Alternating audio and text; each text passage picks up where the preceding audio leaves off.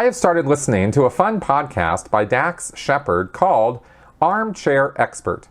He just did an episode, number 20, with Erica Christensen, current Scientologist, because they did the show Parenthood together. Dax sees himself as an open-minded intellectual with the talent to argue all sides of an issue. I'm dying to get your take on this particular podcast with Erica because she speaks of her Scientology views, and I would love your take on the angle she uses and Dax's handling of the topic. Thanks for this question, Kat. And I actually listened to the whole section on Scientology that they were talking about. It's a pretty long podcast, but they didn't talk about Scientology the whole time, so I just listened to that part. And here's my critique of that. I was not impressed, and obviously I'm not going to be because I'm a critic of Scientology and I know all about it. So when people whitewash it and present its, only its good side or its, good appearing face, I'm going to have something to say about that. Here's my first critique, though, of Dax Shepard himself. Now, he's an actor, entertainer. I don't know what his educational background is. I don't know that it really matters. I mean, I'm only a high school graduate, so I don't, necessarily have to put a whole lot into, judging somebody's intellect based on just their education. But Dax did this. He said, I took notes on this, and he said at the beginning that he wanted to come at various subjects with a mentality or an idea of neutrality and not be judgy or putting judgment on, when he was asking questions about Scientology, for example. And obviously he was setting up his podcast to make it sound like he was going to, be neutral about the subject, which he then proceeded to do anything but be neutral. And that's where I had a bit of a problem with that because I feel he was being a bit intellectually dishonest. I come out and tell you straight up, I am biased about Scientology. I do not claim objectivity about this subject. I, was abused by Scientology and experienced a number of years of abuse at Scientology's hands. There's no way I could be unbiased about it. Well, similarly, Dax Shepard has, as he said in the podcast, he has 12 friends who are Scientologists, and Erica Christensen is one of them. He was on a TV show with her. They hang out. They've had conversations about Scientology, and it was very, very clear, almost from the get-go, that he was doing most of the apologetics for Scientology instead of letting her do it. And I was a little surprised and frankly very disappointed that he would set up being this non-judgmental, objective podcaster and then proceed to explain to all the viewers how Scientology works in his own words and why it is that it's a good thing. I was like, what? What are you doing, man? Let me give you a couple examples. He said that aliens are more plausible than Christian beliefs of Father, Son, and the Holy Spirit. It's not any crazier than that. Well, I guess. I mean, yes, that's objectively true. But it's, this word aliens gets connected with Scientology, and there's a lot more to it than just aliens. Scientologists don't just believe in UFOs or the probability of life outside of planet Earth. That's a widely held belief, and mathematically almost a certainty that there's life beyond planet Earth here in our galaxy and in our universe. That's not the controversial point about Scientology, but Dax Shepard makes it out that it is. He's literally, he can't explain it fast enough how it's acceptable to believe in aliens because that's not any stranger than believing in Father, Son, and Holy Ghost. Well, okay. Why doesn't he let his guest explain that? She's the one who's actually supposed to be explaining her position. Then we have then he talks about how you have to pay for Scientology and how that's not really any different than tithing. Again, basically explaining his ignorance of the topic because Scientology demands far more money from its parishioners than 10% of their income through tithing. So to make that comparison, it's a completely false equivalency. And he was doing all this before Erica even came on and started talking. Then he had the gall. He says, he talks about how Scientology has been accused of having slave labor and people who work for the church for nothing.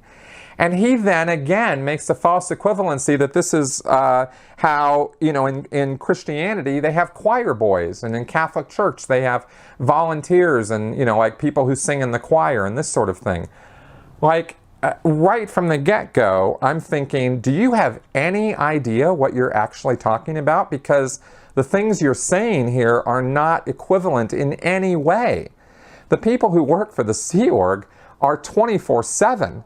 And they're getting paid $45 a week, max. That is not in any way comparable to somebody who comes in and sings in a choir. I don't even know where this guy gets off making comparisons like that.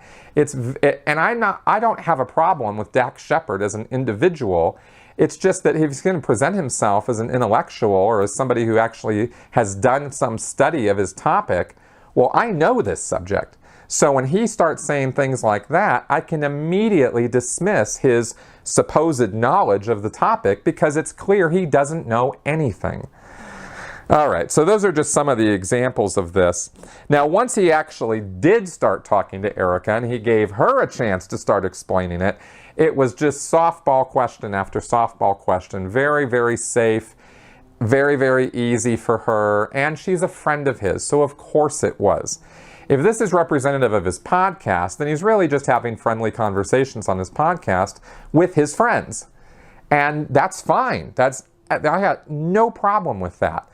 I do have a problem with representing that as being an objective intellectual exercise, because that's not what it is. And that's why you might get a little bit of like, from me on this, because I watched this and I listened to this and I just thought, this is a joke. Basically, Erica got away with delivering lines about how the surface level services that are offered in Scientology, the lower level services that we talk about all the time on the show, are friendly, are helpful, are useful in life. She gave a couple examples. They talked about clearing words in dictionaries and how useful that is. Erica confirmed that she's never taken drugs. She's not a drug user. She wants her life to be drug-free because she wants her head to be clear. Personal choice for her, no problem whatsoever. But obviously a Scientology-backed position. Scientology is, very anti-drug of any kind. Yet, while making that point, they totally brushed off the fact that Scientologists have no problem drinking alcohol, one of the most abused and harmful drugs on the planet. So sure, Scientology's anti-drug, except when they're not. A little bit hypocritical, really. And by the way, some Scientologists drink to excess, far, far in excess. I knew a few Scientologists who were absolutely alcoholics. She talked about the Success Through Communications course. She talked about some other Scientology basic information, which I have always referred to as the window dressing of Scientology. It looks good, it seems light and fluffy and very nice, and it draws you in, it attracts you to the subject, sounds like it makes sense, what could be the harm in that? And they went over all of that sort of thing. Dax also kept making comparisons to AA. When AA is very much not like Scientology. However, he did make a point, and then probably the only good point that he made through the whole interview, that many people have compared AA to a cult, or a destructive cult. I actually did a podcast on that exact subject with somebody who had been a former AA member, and we determined that basically AA is not really a destructive cult. Not really. It doesn't really fit all the characteristics of it, although some groups who meet as AA groups can be very cult-like if you look at the big picture of it and you look at what it's doing in the 12-step program. That's not a destructive cult program. So all in all, there were no hard questions. Everything was very softballed. Dax was basically, sort of just getting all over himself to make Erica, to present her in the best possible light, and to not dig in at all about anything controversial about it. And Erica's responses were just pat, this is what we drill when we're a celebrity Scientologist. And I have nothing against Erica Christensen personally. She's just another Scientologist, second generation, by the way, who got involved when she, according to her, when she was young, when she was about 12 years old. She said she started taking the classes. I don't think 12 years old is an age where judgment has fully set in. And clearly she was influenced by her parents in her decisions, even though she claims that she was not. But her upbringing was very much like mine. I guess her parents were a little, kind of backed off about enforcing it on her. They fed it to her gradually. She grew up with the terminology. So I know exactly where her head is at, and I know exactly how she got involved and how you take one step after another, and before you know it, it's your life philosophy, and you don't know any other way. What I was disappointed by were her answers regarding the Going Clear documentary and how she just sort of poo-pooed it, said she had no need or reason to look at anything critical of the church. And basically, the logic behind her reasoning was, if I haven't seen anything bad or wrong in my experience with Scientology, then there is nothing bad or wrong with Scientology. That is a tremendously gigantic logical fallacy. And very, very stupid thinking, because obviously there's tons wrong with Scientology. And if you're only going to look at your own experience of something and think that that is the broadly applicable experience that applies to everybody, well, you're clearly going to be wrong 100% of the time. So that's where Erica Christensen's head is at. Like I said, I don't have anything against her personally. She's just another Scientologist dupe, and that's exactly how she sounded on Dax Shepard's podcast. I doubt I'll be listening to Dax Shepard again because, as I've made it pretty clear here, I wasn't too impressed with his intellectual chops or his ability to question his guests on anything like real hard questions about their life or their life experience or what they're involved in. So that's my take on that.